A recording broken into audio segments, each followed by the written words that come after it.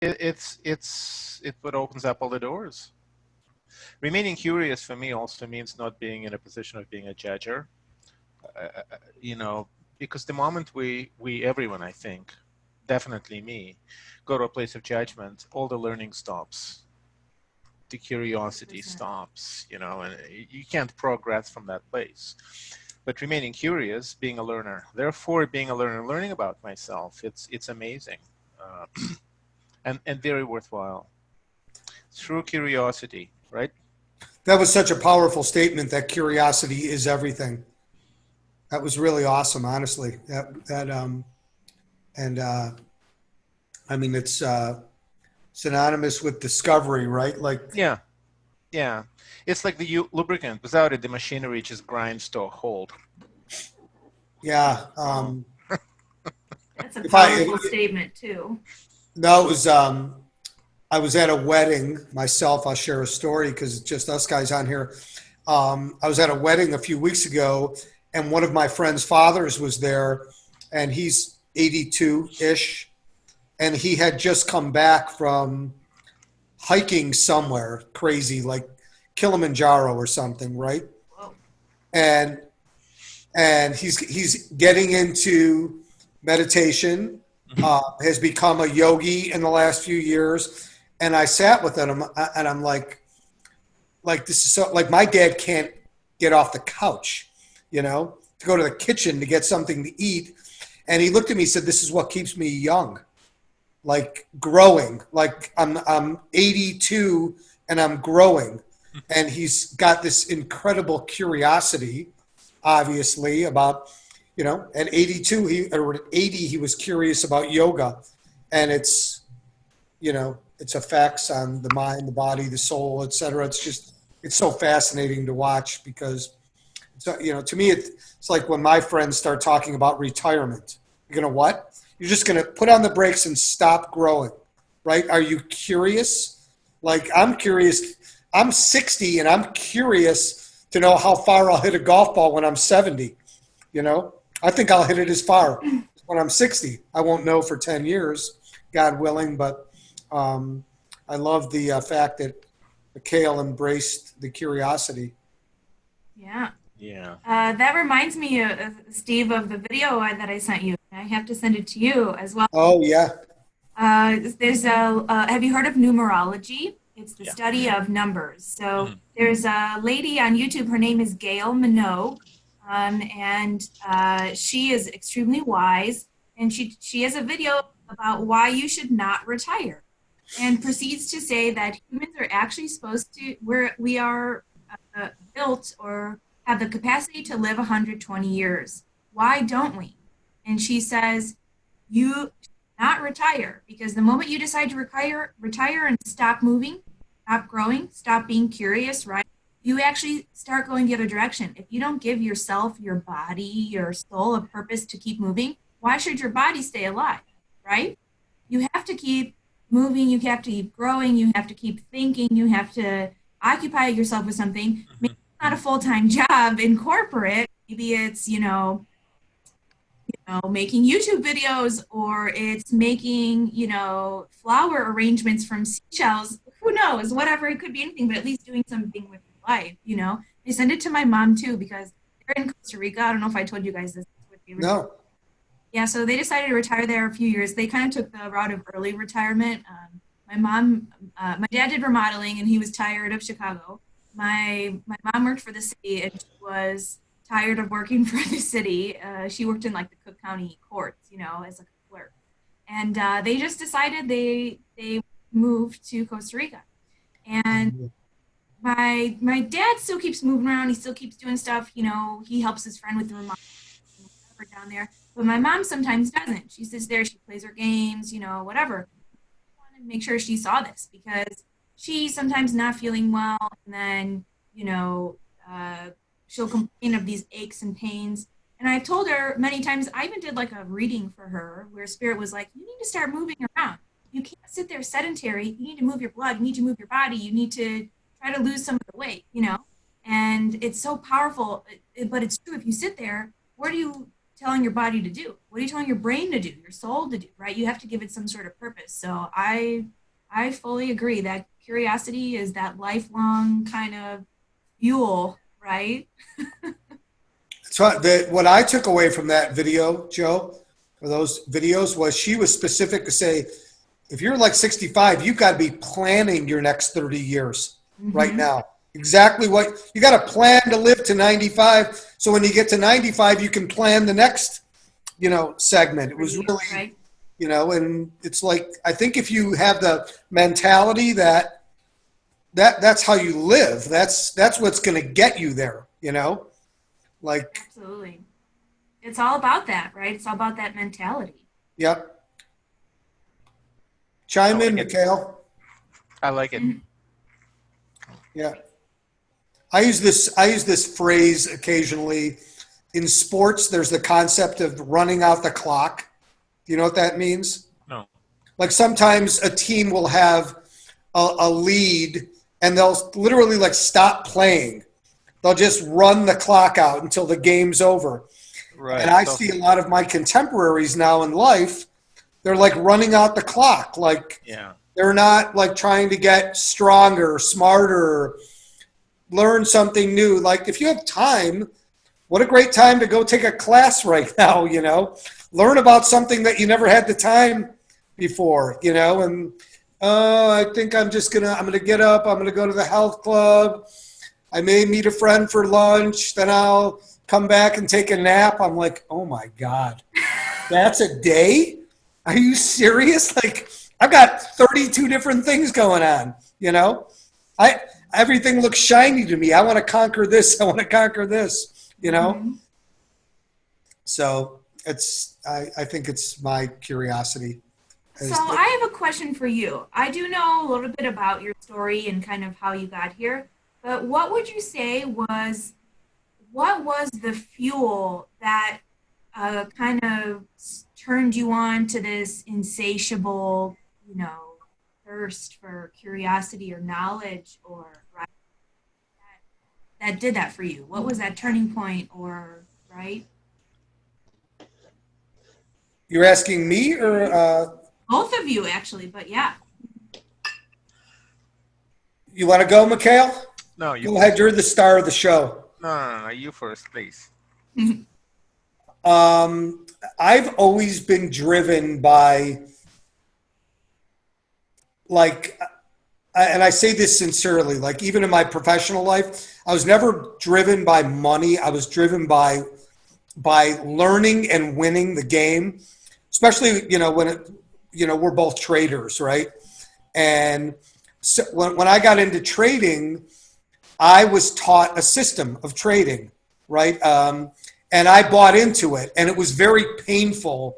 But I guess I frequently buy into concepts, and then I try to win the challenge. So other guys came in, and they started making money very quickly.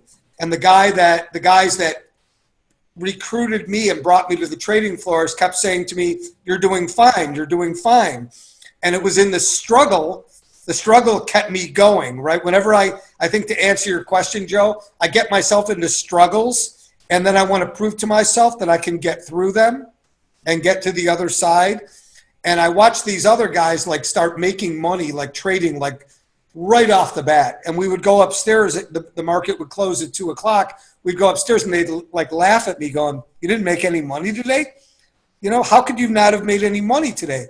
And I would go to my mentor's office almost crying, and they would look at me and go, "You're doing fine. They're not going to be here in a year."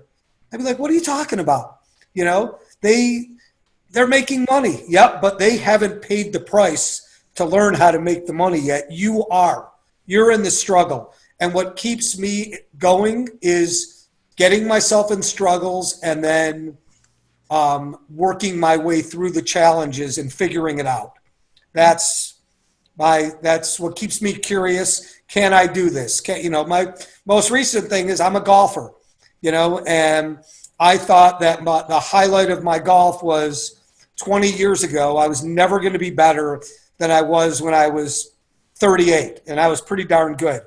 And now I'm better because I researched what it would take you know, particularly the practice regimens, etc. I got curious if I could get in good enough physical and mental condition. And my handicap this year in golf is lower than it's ever been in my entire life. How's that possible? I'm supposed to be on the decline, you know, but I'm always up for the challenge. So that's my long answer to a short question. That's Yeah. pretty deep. Thanks. Uh, on on on my part, I've always been driven to better myself somehow. I've always been driven to excel at whatever it is I choose to do. And that's a double-edged sword, without a doubt, because, you know, I often look at the fact that I'm not as good as I'd like to be at something, and I have a long list of deficiencies that I need to overcome. But ultimately, I'm very driven to be the best I can be at something. And there came a time in my life where I realized that I was the common denominator of all the things that happened to me as an adult. I was if not the creator, I was definitely the common denominator. And that's when I started to get curious about, well, okay, well, who am I? Who am What do I? you mean by that? What do you mean by the common denominator? Well, you know, we do trading the same way, we do life the same way, we do relationships. That's what I mean. And the reason I do those things in similar ways is because there are core components of my beingness, my personality, which get activated, whether I'm trading or I'm doing woodworking or I'm engaging in relating to someone. Essentially, I show up every single time. And so I am the one common thread that can be observed. So whether it's trading or biking, working, exercising, definitely relationships. And that's when I got curious. I realized if I want to become better as a trader, I better study myself. I better figure out what makes me do the things I do. And I could do that in life and then transfer it over because it actually seems to work the same way. What makes me so driven? What makes me so dissatisfied? Where does it come from? How can I make this process more enjoyable? Right now, what I'd like to do is learn how to turn my challenges into a game. I know some people advocate that, like real academia kind of people advocate. Well, okay, so you're struggling with something. Why don't you make a game out of it? I've never done that. I've never played games. Life was very serious. It's true. So I have a lot to learn. I mean, the whole thing of mental toughness is still a bit of a mystery, and maybe I'm getting lost in translation somewhere, but I'd like to know more about it. And discipline being a component, and I'd like to learn how to have fun, more fun. I'd like to learn to turn challenges into games, enjoyable games. I'd really like to learn that, and I think it's possible. I just don't know how to do it yet. I have a question for you, right? Go. Because so you've mentioned over the last several weeks about woodworking. Yeah. Right? And it reminds me of a young man that I coached probably 7-8 years ago, and he used to use the phrase, "I love making art." Right? And I never heard anybody phrase it like that before. Making art, not painting a picture, making art. And I would suspect that woodworking is making art, right? And there's got to be some incredibly crazy, tough mental challenges to making art, right? I think this goes back to knowing your story and maybe even your story of woodworking when you got to a crossroads and you said, should it look like this or should it look like this? And what's it going to take for me to create the next step? Like, I can't even get my arms around that. Can you, Joe? Like, woodworking? Like, are you kidding me? Like, I wouldn't even know where to begin. Like, I can't look at something and see it as art, or conceptualize how somebody did that. You've got to be so mentally brilliant and tough to persevere through that. Yeah, I would agree because from my end of things, and I'm going to be 32 in a month, almost a month, 2 months. And I've always and I really hesitate to say negative statements or statements of something that I am not, be whatever I want to be. But I've never considered myself someone with an artistic edge. And I wish I was that person who could just pick up a paintbrush or any other medium of art and create something from it. But the truth is that you have to start somewhere. And if there are some people who have natural talents, I'm going to say they came here with that from a different lifetime. But for me, I just feel like it's a process of the learning, because even what I do now, I had no idea what any of this stuff was, right? And, you know, I went to school to be a geologist. I have a Oh, really? So you can tell how far that got me. You have a geology degree. Yeah. So is there a So little it's really hammer? funny. You do? You actually have a geology degree? Mm-hmm. God, I have to tell you, my favorite class at Arizona State was geology of Arizona, which would make sense, you know, because from a geologic standpoint, was there a better place to go than, like, you know, spend a Right? weekend at the Grand Canyon with your class, you know? Mm-hmm. That's really cool. Oh, yeah. Yeah. It was tough, and it wasn't for me, because the thing is that I'm more powerful in things like writing and like expression, you know, where the three American biggest subjects are like math, science, and English. I was that English person, right? And I guess that's where my strengths came from, because I grew up in a family where I wasn't taught proper English from my family, proper English from going to school, from living in, you know, America. And, you know, I think that's where I kind of, you know, I used to play like these games and stuff where I tried to learn more and more words and really fill my brain. And that's kind of where my strengths came in. I didn't do the strengths in the math and the science. Those weren't my strengths, and I didn't go forward in it, right? But there was really something to do with those words. There's one story that I will never forget. When I was like 4 years old or something, I was in preschool, and I still remember to this day, the teacher, I must have done something, who knows, to some other kid, I guess, who knows what it was, pushed someone or something, and she said, you have to apologize. I had no idea what that word meant. I stared at her in blank disbelief. Like, I have no idea. And I was just like, what did I do? I don't know what to do. And finally, after like a few minutes, or after this making me feel bad for not apologizing, she said, say you're sorry. And I said I was sorry, right? But I will never forget to this day. And it really kind of helps like position, you know, your mind around something, that you have to like really learn something to completely understand it. And you're not good at it in the beginning. But now I'm one of the best spellers, grammar, writers, you betcha. But I didn't start out that way, and I didn't even grow up in an American household. I had to learn every American saying. People were like, oh, have you ever heard of this saying? No, but I do now because I never grew up in that, you know? I know Polish sayings, but so I think that's like another example of like, you know, when you cultivate something, you become amazing at it. And I guess that's kind of what we're doing here. We're cultivating these other things that we're not so amazing at yet, right? Or just starting to become amazing. Or we're telling ourselves that we're not so amazing, and we just don't know that we are. Exactly. Well, that's something I wanted to ask you. In your video, the latest email, you mentioned the bullshit rules. You were going to talk about it. I really want to hear more about it, because I love this topic. You know, it's I like to use the phrase, we either are where we are, or we are where we tell ourselves we are.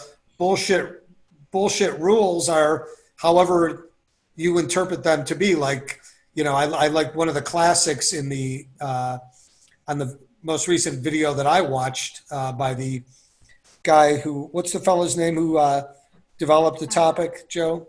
Vishen Lakiani. He developed the Mind Valley Institute. Right. You know, that you need to work hard to be successful. If you work hard, you'll be successful. You know, never proven true to me.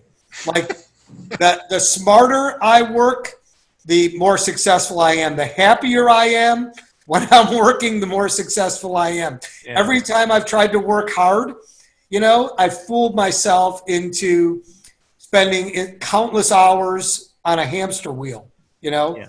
So, you know, it's just, it's made up rules that society lives by, you know, and I would give me an example of of a BS rule that you've given yourself? Well, you just mentioned one, working hard. That whole thing is just total crap. Definitely BS rule that I gave myself.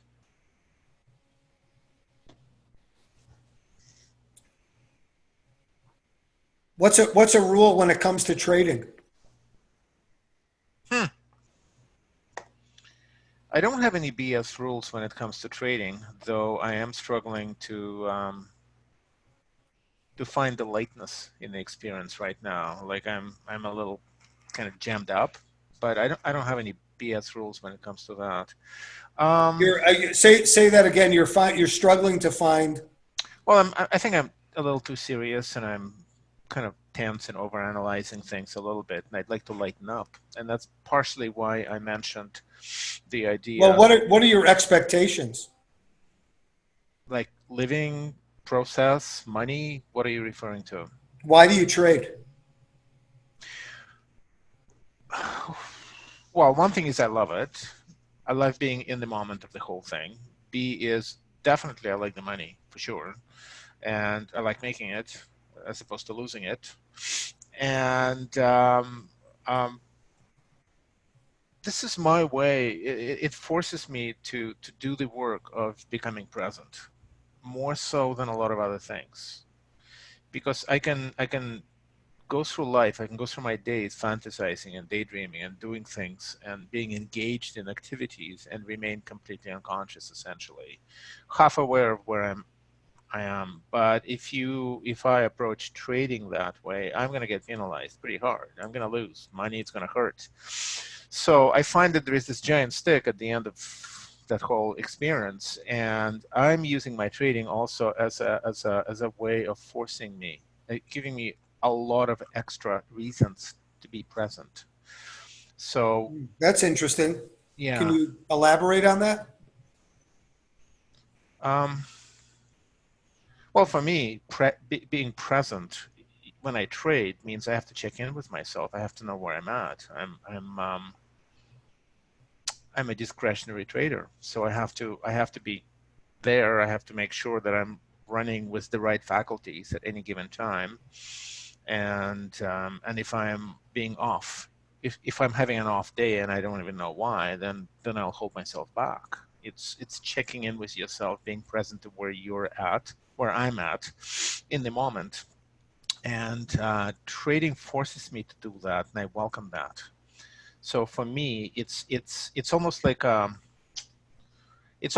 extra experience that forces me to be more kind of Zen-like. Years ago, I read a book written by one of your pals, floor traders. Did you ever know Eddie Topel? I did not. He wrote a book, Zen in the Trading. Oh, I remember seeing that, but yeah, he was a. I had 3 rules, by the way, and I'll tell them to you when you're done. Sorry. Yeah. Anyways, so for me, why do I do it? There's definitely a money component. There is definitely, I love being completely in the flow. And that gives me that wonderful kind of nice, steady, wonderful state of being completely connected and disconnected from my ego, but present.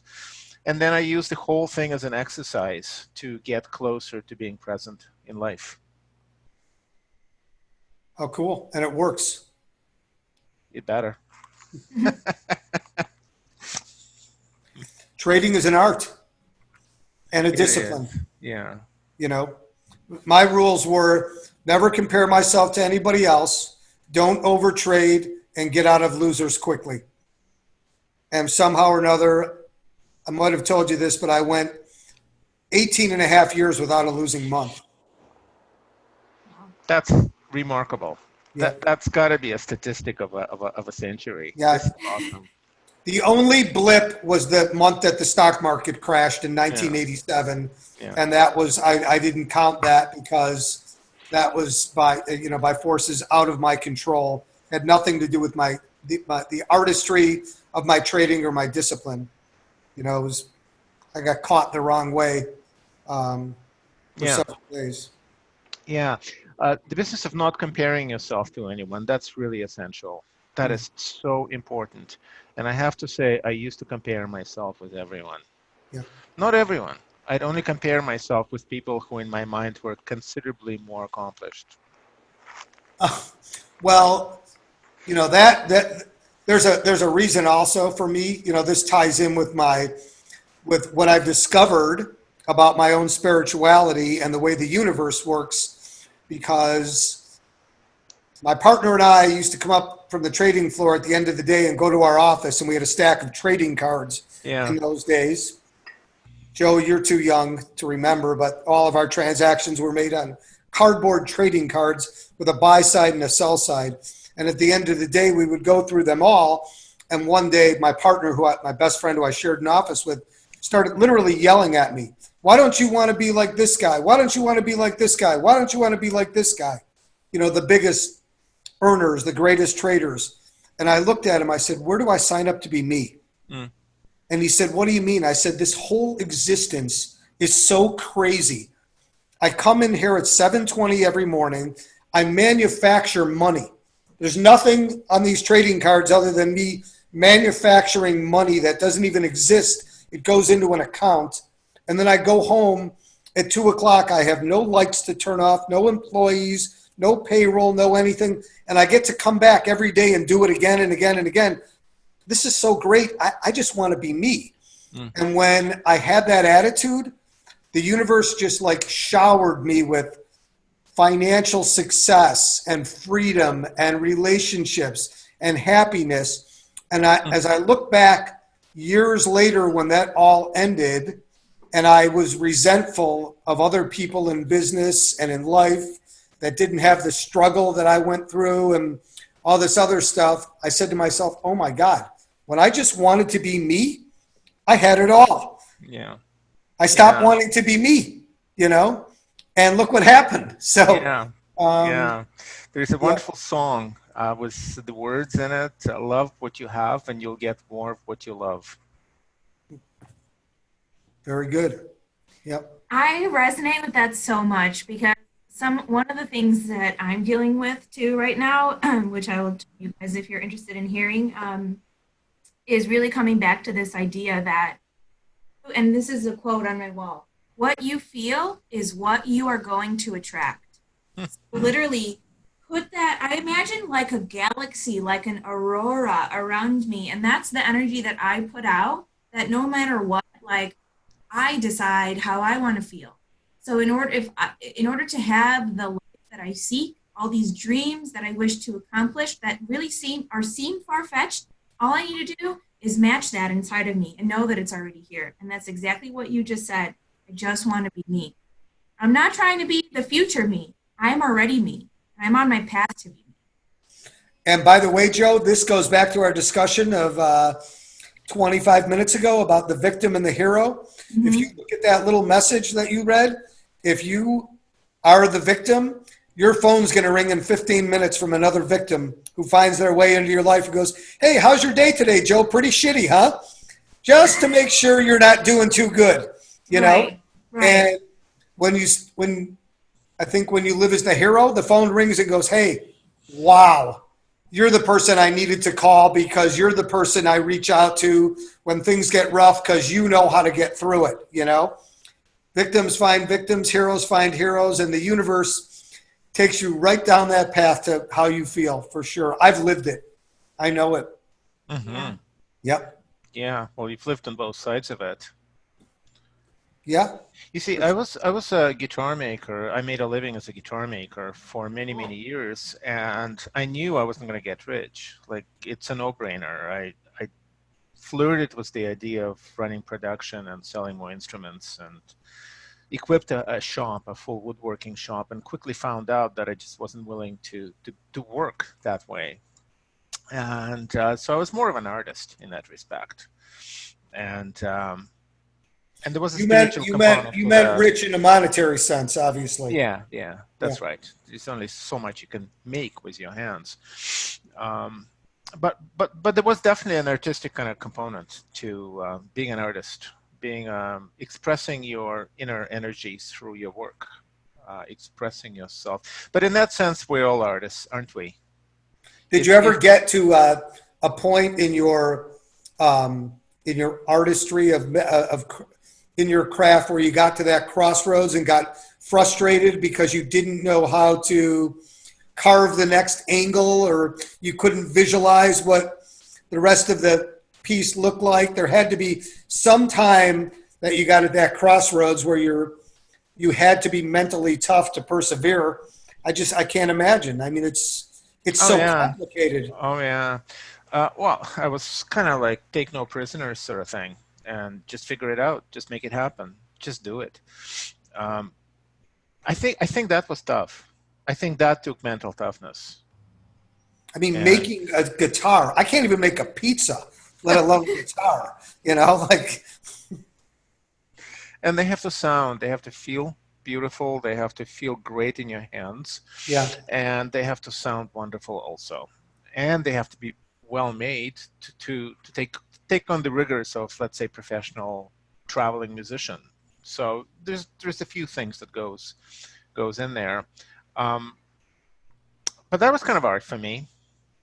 That was I think for me it was a way of expressing my inner essence in some way, and that's probably what art is, right? You would certainly know better than me. Well, I think you are expressing your inner essence right now through the work you're doing. So in that sense, you are being an artist. Absolutely. Thank you. I'm going to take that as a compliment in some way, shape, or form, because there is an art to coaching. There's an art to connecting with people. Yeah. Mm-hmm. There's an art to connecting people with people. All that stuff. Mm-hmm. Yep. Yeah.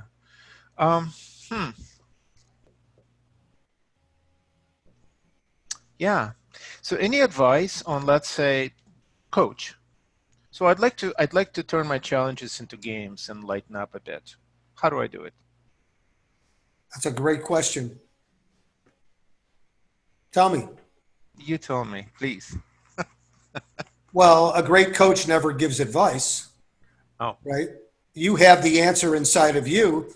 So if you had to start today, what would be the first thing you would do? Can I offer a story? My story? Please. Sure. Please. So I haven't told very many people about this. This is fresh.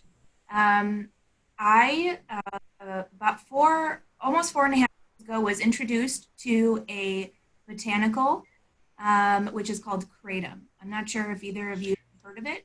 Can you say it again, please? Kratom. Kratom.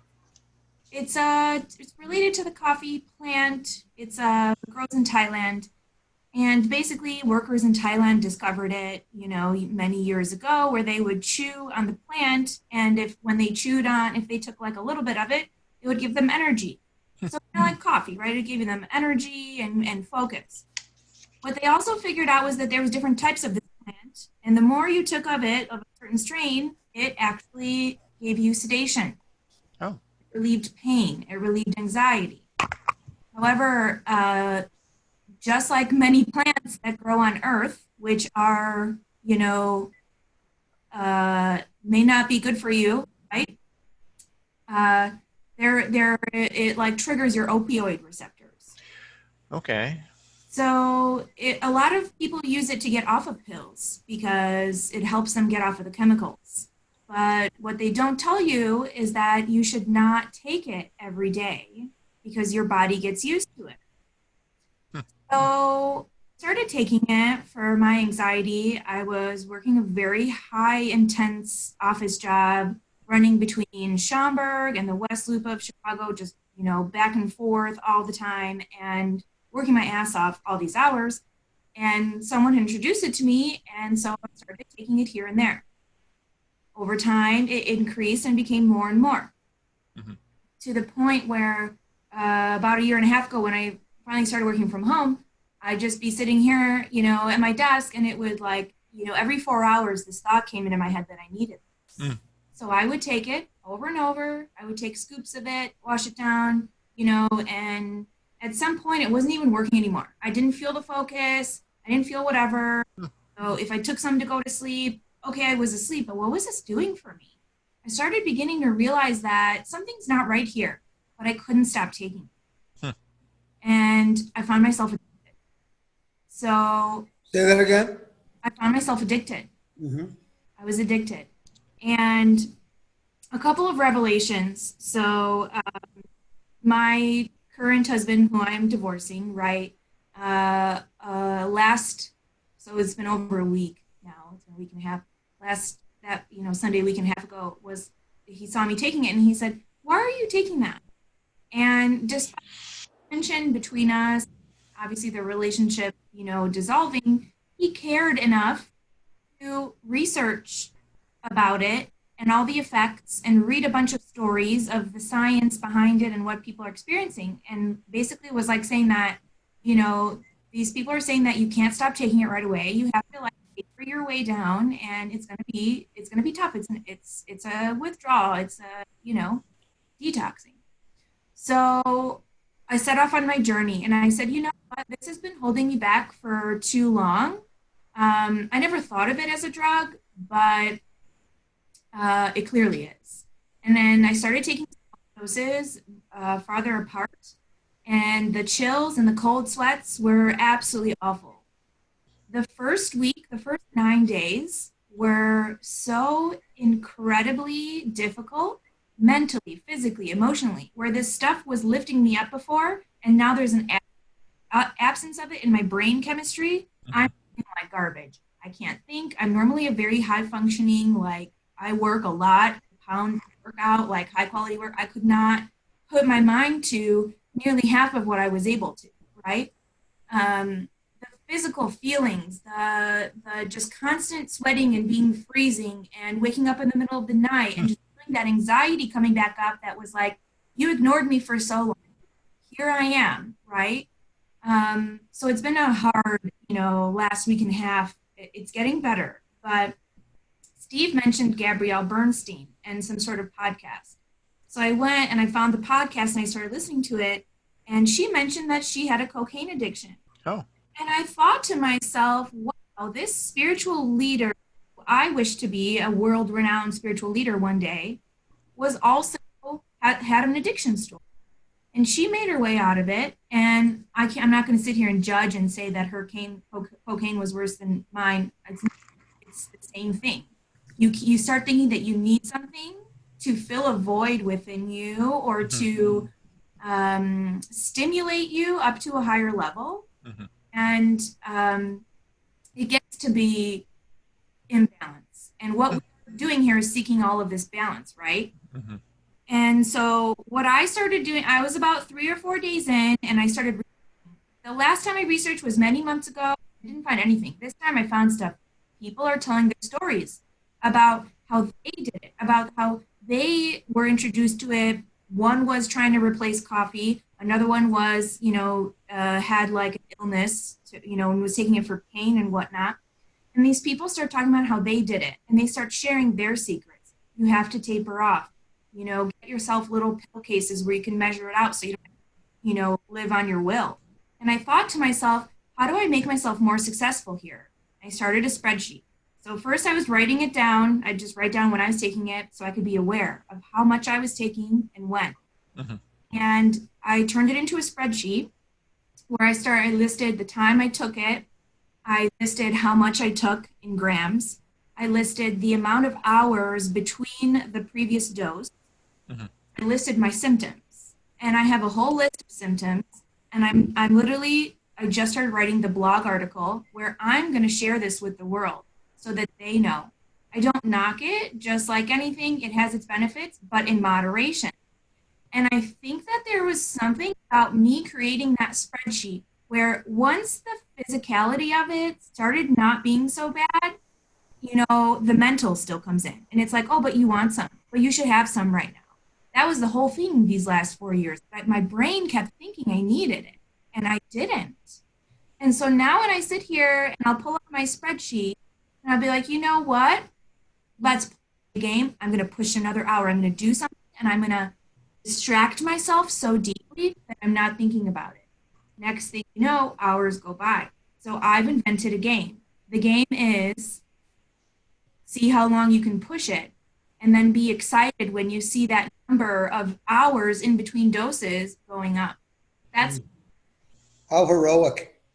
That is, and that's a wonderful story. And thank you for this. Thank you for this. Thank you both. Yeah. Um, Mine is so similar, Joe. I know. You know, and I probably one thing I never revealed to you or to anybody, and for no reason was, sorry, my dog is barking here, maybe trick or treaters, but that Ari, the doctor that helped me get through 10 months of withdrawals and detox, we worked over Google Docs together, and I had to tell him every half hour what I ate, when I went to the bathroom, when I had a headache, when I had a sore throat, when my leg hurt, when my chest hurt from doing, every single thing was documented. And you can appreciate this, Mikhail. He read it like a market chart. It became so repetitive that he would say to me, 10:30 in the morning, I'd say, I'm doing great. He'd go watch it. At 12:30, you're going to get nauseated and have a massive headache. And I'd be like, what? What are you talking about, man? I feel great. And he would see the patterns. And sure enough, 12:30, I'd be on my office floor, you know, massive headache, nauseated, but I played the game and I stayed in the game, you know, and there was, you know, every game has a strategy. yeah. Right. And I guess to circle back, powerful story, Joe, and thank you so much for sharing. To circle back, you said, okay, coach, give me the answer here, right? You said can you phrase it again? I'm sorry. You wanted to make it into a game? Yeah. Turn challenges into a game. Okay, Yeah. so when you go to the store and you buy a game, you come home, what's the first thing you do? You open it up, Then what's the next thing you do? read the rules, maybe try You and read the figure out- directions. read the directions. Try to So figure if the out how it coach was to works. give you any advice, I would say at the start, create the directions for the game. And then see me next week for the Okay. next phase. But without the directions, you don't have a game. You just have a concept, you know? True. True. Very, very well put. Actually, what I avoided for years, two or three at least, really well-known trading coaches, psychologists, strongly recommended keeping a journal or log, even a very brief one, just quick check-in, write a few things down, and I've resisted that for years. Like I really don't like doing that, but I'm going to do it. And I think it's going to be, this kind of journaling is going to be a part of my game because that's how I'm going to know what the heck I'm doing, right? You read your journal and find out what was going on for you. You see what worked, you know, it's always one of the great silly concepts or silly remedies that I've heard over and over is, you know, when you're to get happy, do less of what you don't like and more of what you do like, you know, and makes sense, right? Yeah. 100%. Do less of what you don't like, more of what you do like. And when you journal specific to trading, because I did for years, I would see the patterns. Oh, you've done it? Oh, for years. I kept the journal. And as a matter of fact, I had a little walk-in closet and my rules were on my wall. So when I got dressed every day, I looked. Don't get caught up into what others think about. Don't overtrade and get out of losers quickly. And it was programmed in my brain. When I'd walk out of my apartment and hit the elevator, I already knew that. That was I was going into that trading pit. And that's, you know, if I made a bad trade, I could immediately, you know, I knew I could revert back to my directions for the game. Was I following the directions? If I wasn't, get out of the pit and ask myself why. Was there something that emotionally was, you know, steering me in a different way that day? It might have been, you know, it might have been something with a relationship or with my parents or something. Yeah. And some days I'd get in my car and I'd leave. I'd go, you can't let your emotions take over your trading directions, because if you do, you're done, you know? I have a question for you. Now, as a floor trader, like you counted cards at the end of the day and whatnot. Did you ever know exactly how much you were up or down on the day? Like, did you? Unfortunately, I did too often, and it hindered. I think in retrospect, it caused me to find a ceiling on my earnings. Right? It was psychologically, if I was, I was up X for the day, I would tone it down, and then I started talking at the end of my career to some really, really great traders. And they would say to me, why did you ever do that? I'd say, I don't know. I didn't want to lose back what I made. And they said, well, how are you going to lose it back if you played by your discipline? Theoretically, you should have made more. Yeah. You were in the same game playing by the same rules, Yeah. But yeah, a lot of people were guilty of that, myself included, especially on Fridays, protecting the lead for the week. The worst thing. It probably happened to me a handful of times in my career where I got really stung on a Friday afternoon and it ruined the weekend, Yeah. Huh. So I have a question. Are you asking that because are you asking if that's something that you would journal? I will journal things from now on. It's just like I made a commitment to get back into the gym, and I'm back at the gym. And now I actually started the journaling today. I think So I want to call something out really quickly before we move on. You both please. said the same thing. You both just talked about being present and how you both pull yourselves out of the game when you realize you're not. That's what you just talked about. I want to point out to you, Mikhail, that that is journaling. It's just mental journaling. What you're doing by checking in with yourself and being Yeah. is live journaling. Yeah. So it's almost like you're already doing it. You're applying it to trading. Yeah. So perhaps now either applying that same kind of present mentality to time and then journaling about it. I have a journal in my phone because I have many journals. When I'm on the go, I just open an app. It's called like Notebook or something like that, and I type it in there, and it'll track them for you. I'll just write down how I'm feeling. And I also wanted to was talking about so in two different ways. This is within our weeks. See where you're at in the beginning of the week about the topic, and then you check in where you're at after you've done the work through the week. Steve has a very powerful exercise that I'm going to let Steve talk more to because I'm eager to know more about doing the video right in the beginning and then reading it later. Can you tell us a little bit about that? Sure. Can I use my son as the example? Sure. Right.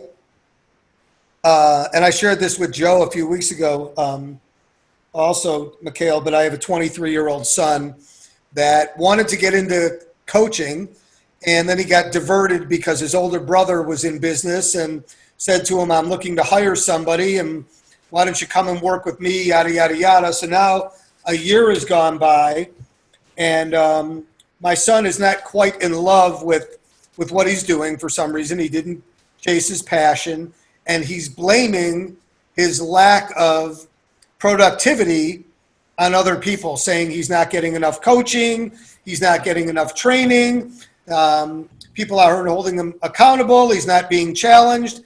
And he went through this whole this whole story to me. We sat on our deck and I looked at him. The first thing I said, he came to me for advice, and I said to him, quit.